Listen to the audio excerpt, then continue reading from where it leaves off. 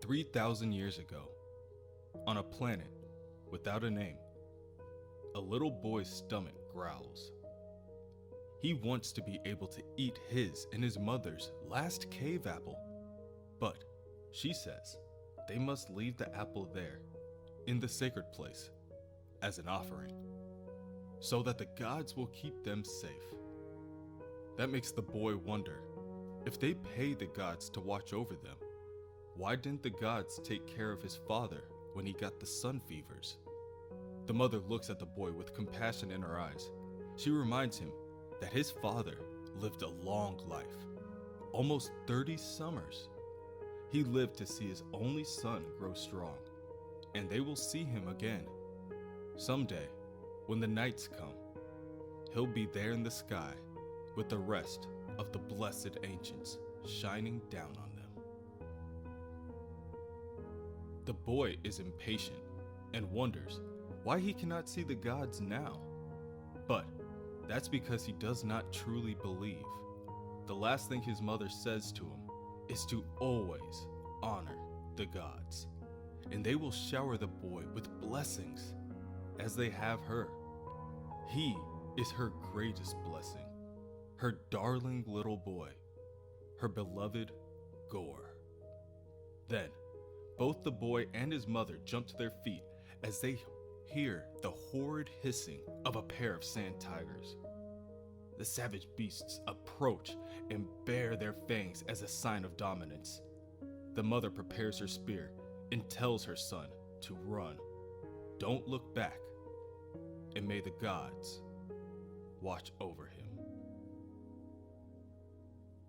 Years later, Gorr's heart grows heavy. His children sleep, but he can hear their stomachs growl. A fourth is on their way, and Gorr cannot seem to be able to forage little more than a few worms from beneath the soil.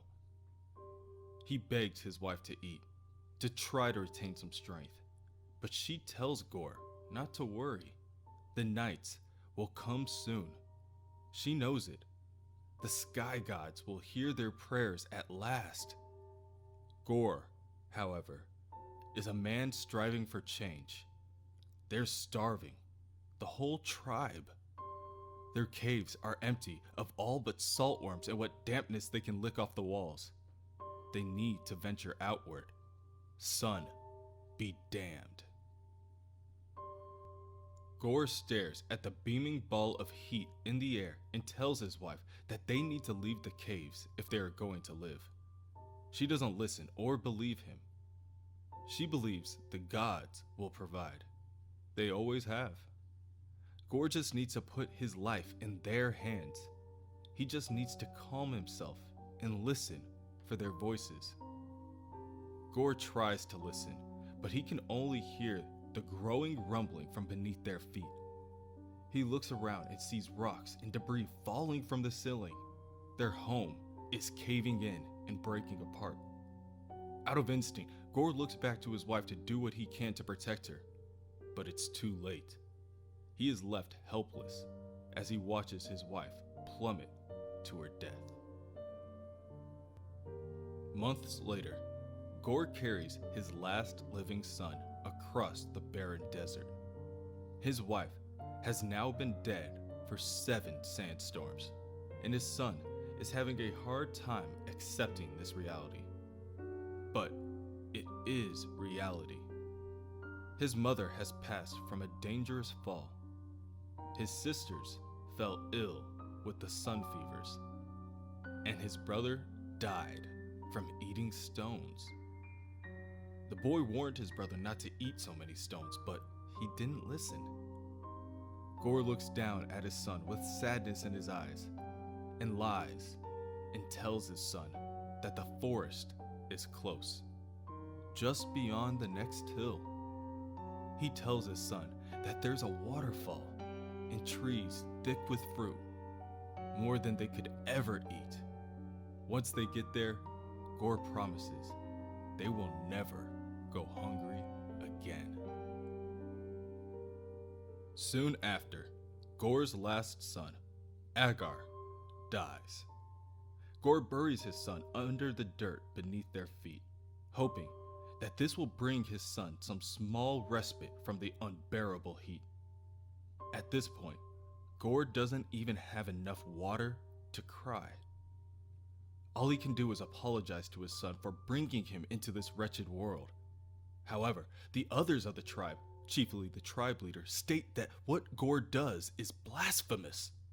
He cannot hide his son's body in the ground. It is forbidden. The boy must be hung from the trees so that the gods will see him and take him into the sky. The leader tells Gorr that he damns the boy's soul with his sacrilege, leaving him to spend eternity in the dirt like a worm. Gorr snaps. He tells the others to open their eyes. They move from one dried up cave to another, leaving a trail of their dead behind them, under a sun that will never set. In the end, they will all starve and burn. Gorr couldn't care less about the tribe's made-up damnations. They are already damned. The leader warns Gorr that the gods hear his every word. Gorr spits that the gods do not listen. Did they hear his mother's prayers when she was eaten alive in front of their idol? Or his wife's prayers from an entire life lived in obedience? His wife, who was sucked into the ground with their child still in her belly? Or the way the gods hear their prayers as they pray for food and rain, for the comfort of night, and yet all they ever find is more suffering. Gorr tells the others that the gods do not hear their prayers because there are no gods. There never were. No gods in the sky, no gods who made them, no gods watching over them, no gods who give a damn. There is only them, and the sooner Gorr's people accept that, the better. Gorr watches as the tribe makes their decision. Each one of the others, one by one, begin to pick up stones and hurl them in Gorr's direction. Gorr is brought to his knees by the assault, and the others of the tribe leave him to burn in the sun alone. Gorr is left to crawl through the blistering sands alone. He is so tired, and he just wants to die. He knows that there is no heaven, no hell. That means he can die and never have to think again. He never has to feel. There will just be blackness. Nothing but blackness forever. That's all he wants. But just as he is about to give up hope, a ball of light begins to flash in the sky. In an instant, the ball of light comes crashing to the ground. The collision shakes the ground around him and startles him enough to jump to his feet. Gorr reaches the crater created by the collision, and he finds two beings, entangled, both stabbing each other with their respective weapons. One, a man dripped in gold from head to toe, holding a mighty spear that pierces the face of his blackened armored enemy. The enemy brandishing his own weapon that pierces the golden being through the chest. Within an instant, Gorr recognizes that these are gods. There were gods all along. The god with the golden armor reaches his hand into the air, his blood dripping purple, and begs Gorr to help him. Help you? Gorr asks. Help you? Where were you? He demands, now growing furious. Where were you when my children were starving? When my wife was screaming for your help? When my mother was being butchered like an animal? Where were you when we needed our gods? At that moment, as if it were being summoned by his very rage, the sword, piercing the golden god, becomes viscous and flies towards Gorr. Once it reaches him, it solidifies and turns into a stone in his hand. It becomes jagged and sharp. and Gorr gazes at his new weapon, and he knows what he must do. He butchers his first god. And then, as he stands there, baptized in their blood, a question forms in his simple little brain. He wonders if there are more. And of course, there are. So, Gorr sets out to find and kill them all. The blackened stone turns viscous once again and coats his entire body. It forms into a sturdy armor with wings. Gorr lifts his hands into the air, and he begins to soar into the sky. Now, centuries later, the butcher has perfected his craft. Gorr paces in circles around one of his slaves. He whips the slave again and again with his cattail whip. "Does that answer your question, little god?" he asks through gritted teeth. No, I asked if you knew where that weapon came from. But you don't even know the name of the god you stole it from, do you? To you, it's just a sharp stick for poking things. You're blind to its true. Gorr cracks his whip again. You speak like someone who would rather die than be whipped. Tell me, what is your name, ragged wisp of a god?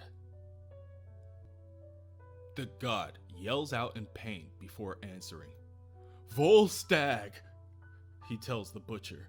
I was Volstagg, the valiant, Lion of Asgard. Let me ask you a question, Volstagg the foolish, dog of the heavens dung heap. What do you think gives you the right to steal from me? It was only a loaf of bread. A loaf of bread that was not yours. This is not Asgard, Volstagg the greedy. Here, you cannot simply take whatever you desire. Here, you only eat what is given. Volstagg raises his head to look the butcher in his eyes. For 500 years spent slaving in your mines, I have eaten nothing but worm droppings in my own scabs. Even the most finicky of gods must eventually give way to hunger. The sooner you and your brethren finish your work, the sooner your hunger will be sated forever.